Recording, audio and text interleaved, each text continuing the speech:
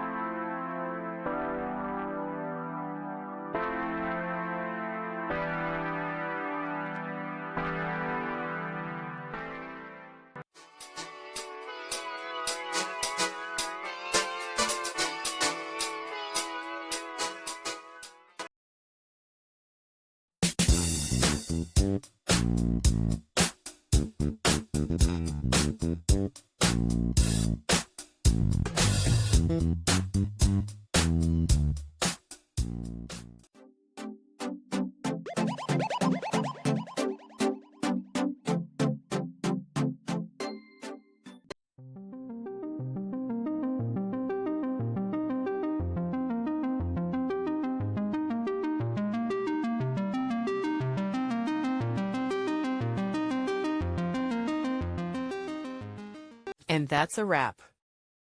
I hope you found the answer you were looking for. If you did, take a second to hit that subscribe button. It really helps out. And let me know in the comments which solution worked best for you. See you next time in the debug zone.